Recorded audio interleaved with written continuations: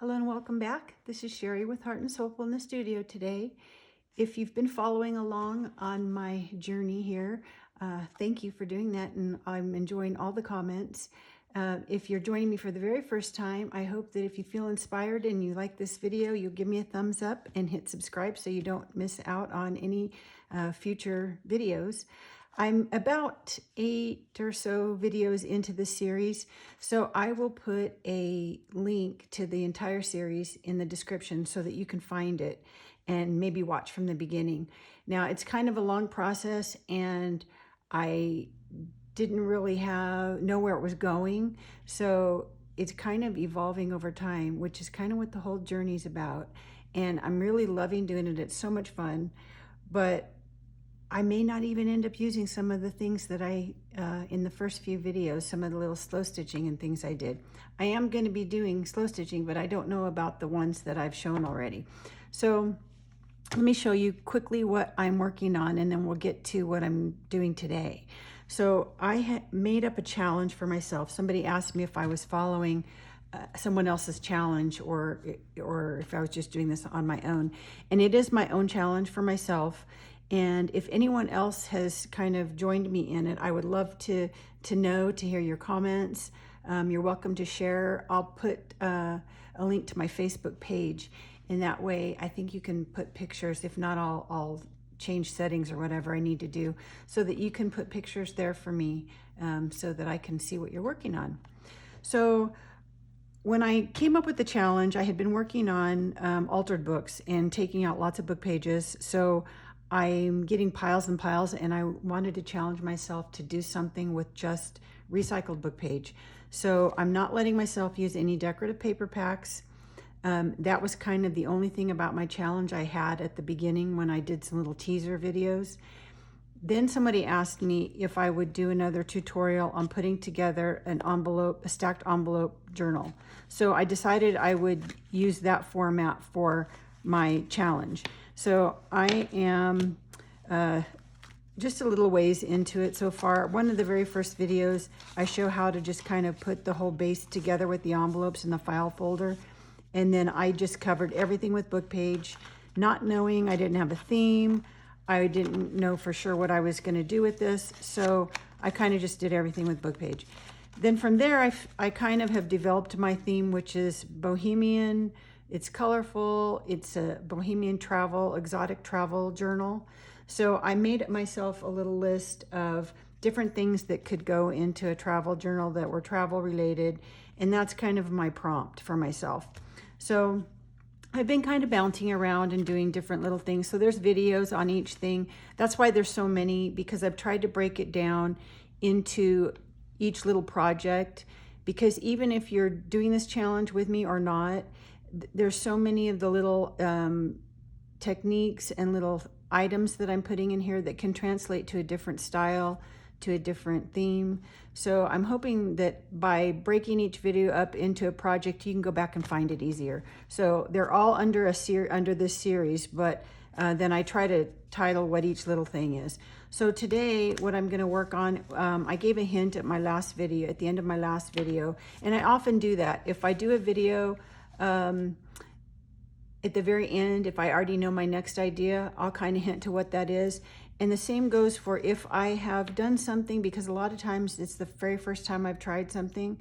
If something didn't work out right and I didn't find out until after the video, then I will put a note in the description at the end. So it's worth it if you're going to do something to maybe just check my description to make sure I didn't have any, oh, by the way, kind of things. So I do have one in the last video that I wanted to address. Towards the end of the video, I did one about a passport, making a little removable journal that's a passport inspired. And when I did that, it was basically, I put it together based on how a journal was, or a passport was constructed. So it's basically one signature put into a cover so that you don't see the stitching for the signature in the spine of the book. So that's what I had done. Well, what happens is your most outside folio is what you glue down to your cover. And what I neglected to do was that last that last folio was what I did in the demo. And when I did that, I had just sewed it in, and the glue was still a little wet, I think, whatever I had done last.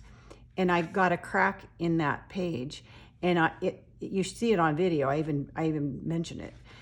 Well, I should have put the signature in with that last folio and put washi tape or something in that crease, and then glued that page down to my cover. And I didn't do that. So when I went to show it to my husband after, the whole signature just came out, the stitching from that first folio. So I fixed it by finding some matte washi tape that I had, so it fits my theme.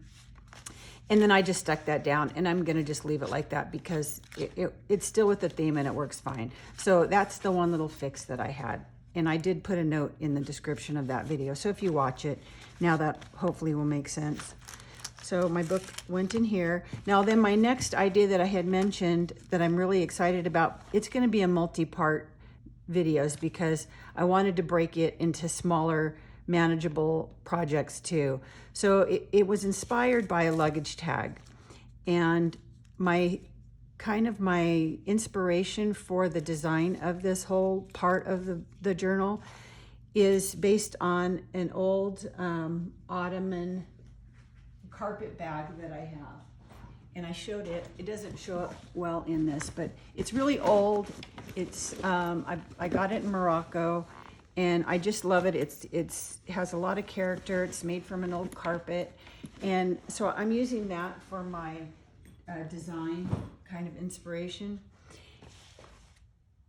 And I want to do a luggage tag with it, but my idea was to make the back of my file folder, instead of making this like a book, which was what it was going to be, I'm thinking about making it more like a piece of luggage.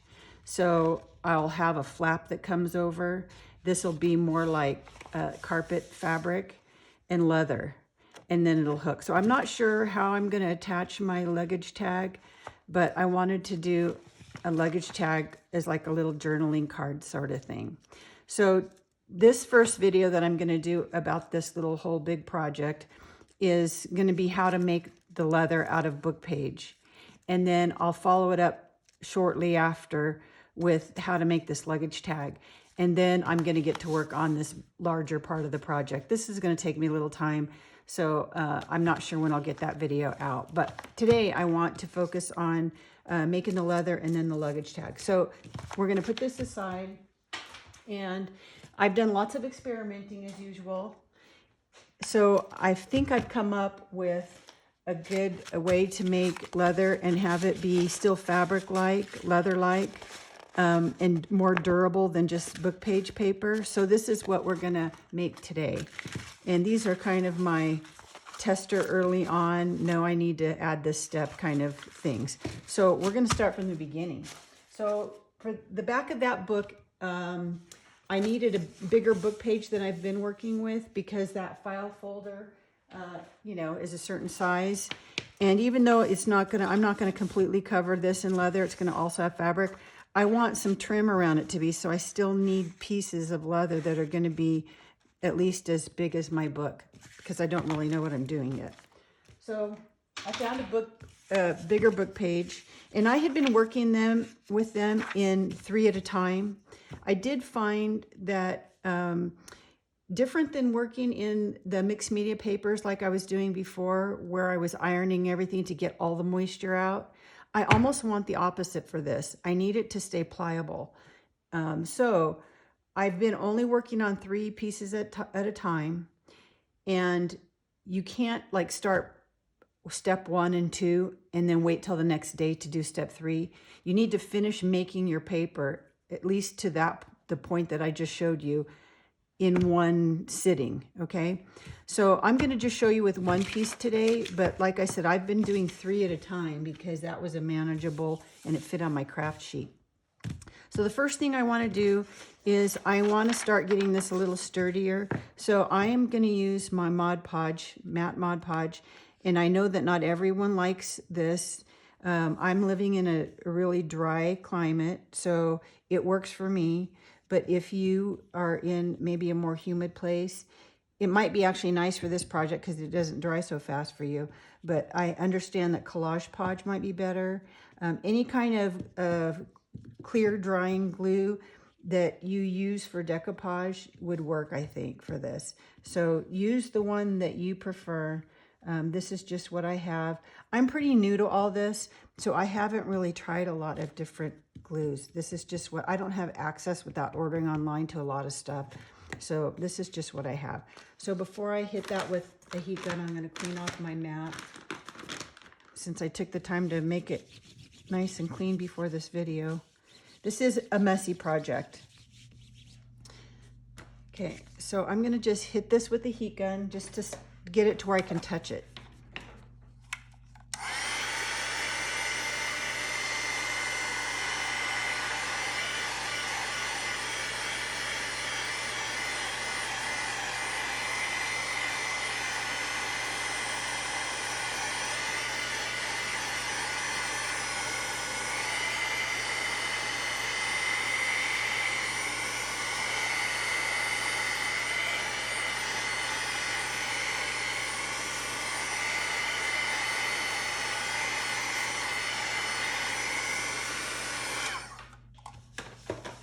Okay, now I can, it's dry enough, and I feel the moisture through the back still. I don't know if that's from my mat just getting wiped, but that's fine. I need it to kind of stay moist.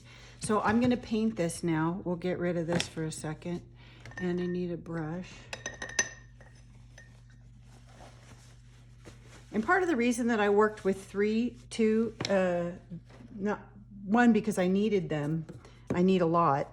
But also because I could mix the color between three different pieces so that they're cohesive but different, a little bit different.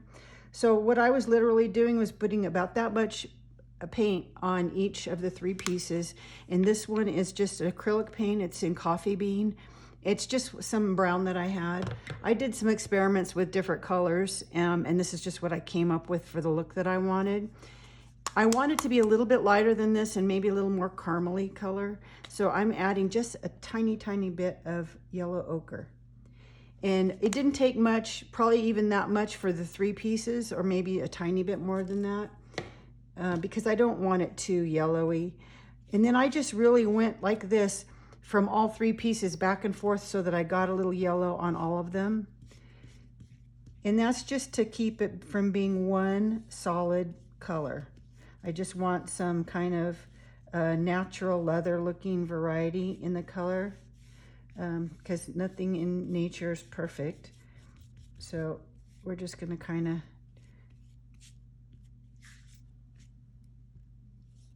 do that. Okay, and I don't need that brush anymore because I'm only doing one today. And we'll clean this off again. And if you've heard me say that I save my baby wipes, which I do, the ones that look like tie-dye, really colorful ones, but this looks a little too much like a used baby wipe, so I don't think I'll be saving that one. Now I'm going to hit this again just so I can get it dry enough to touch again.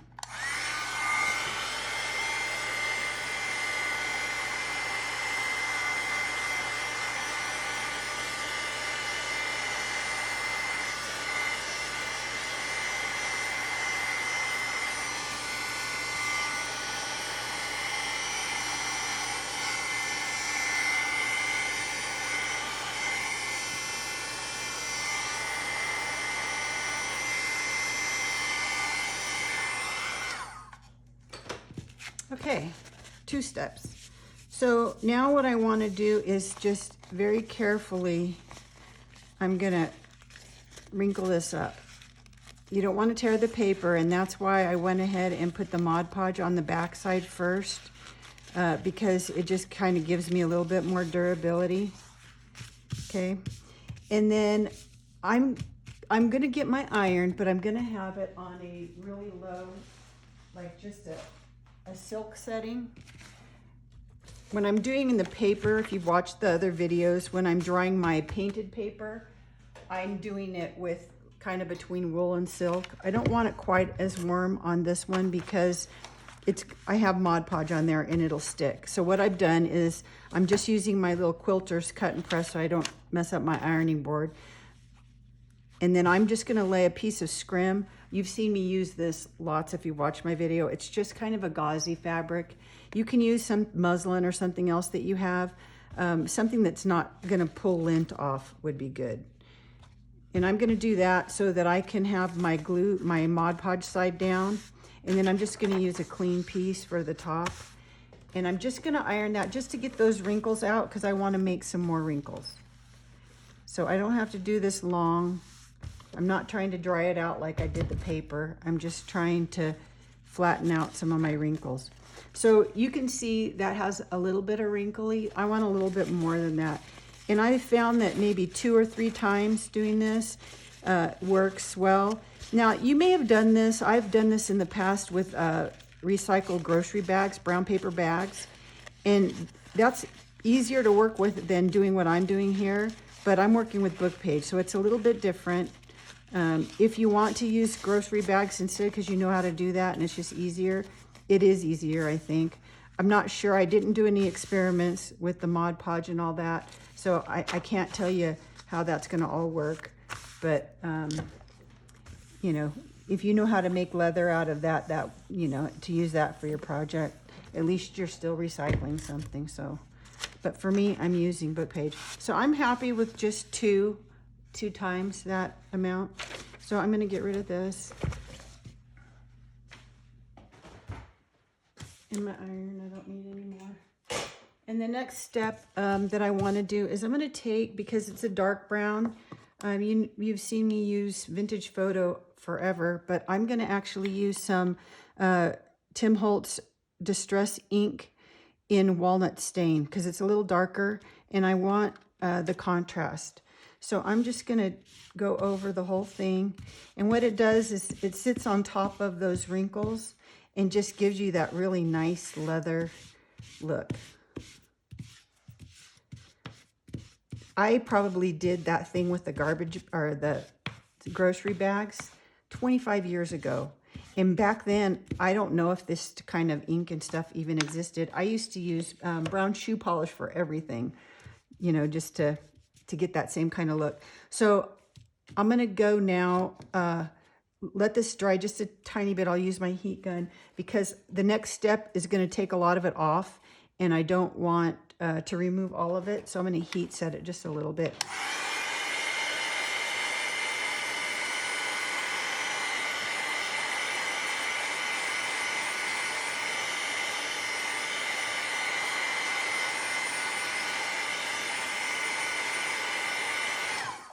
Okay. This hand is clean so I can tell better that it dried. Okay, so my next step, again, I'm going to go back because I want even more protection and durability. And the reason is, as this dries out more and more, it's going to end up looking like old cracked leather. So the more protection and durability I can give it, the better.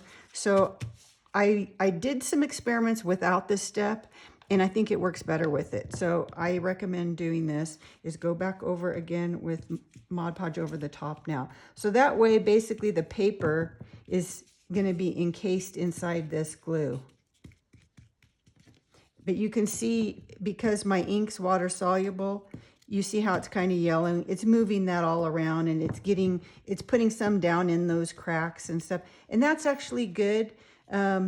Because to me, the more layers that you have of color, whatever you're doing, the more interesting it looks and the more luxurious it looks. I just think it adds more, it takes it from being maybe something that looks one-dimensional to just very multifaceted. And I just think the more layers that you put, the richer it looks. So I'm gonna go ahead and get this one again, dry to my touch again.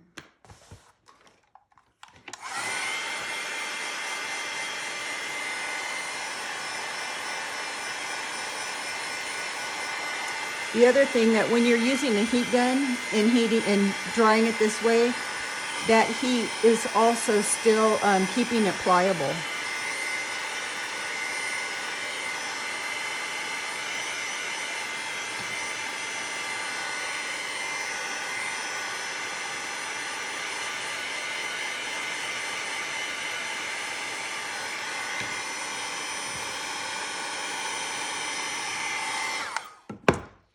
be careful because if I get it too hot, just like that, I'm gluing it together.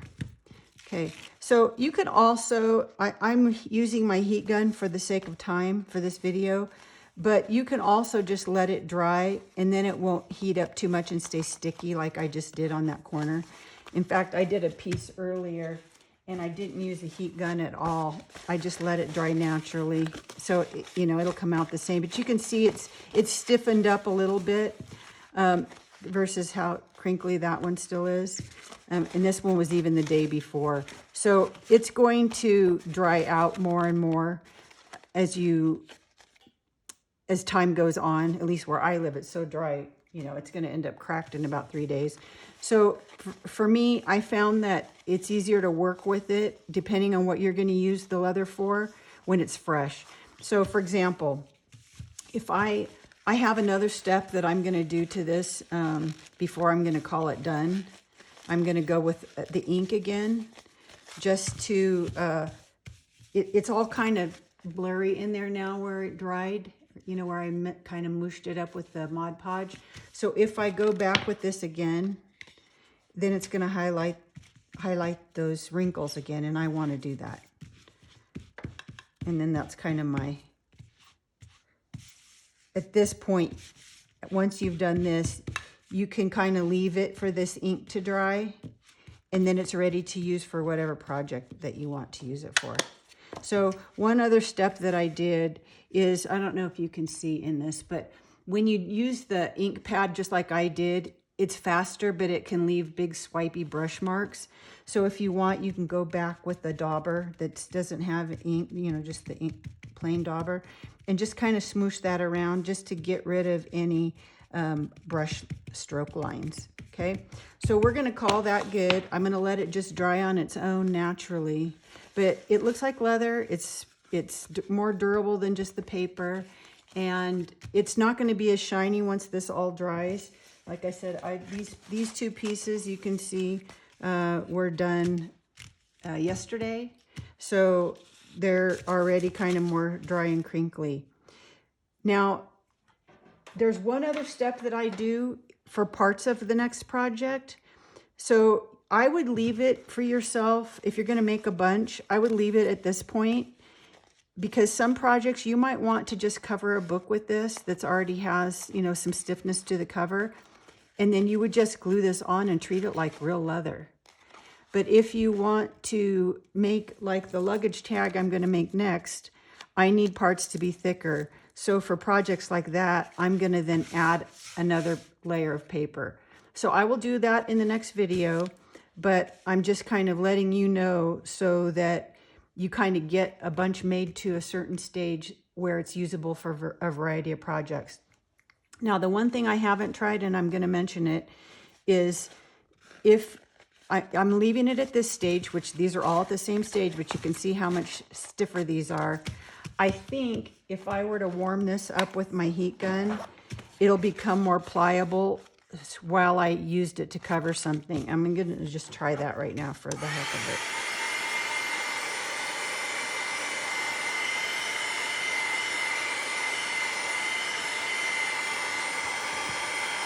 Yep. So that does work. So I wouldn't use an iron. I'd use a heat gun. But just heating that up, it just made it more pliable so that I would be able to wrap that, you know, for a book cover or something without cracking these edges.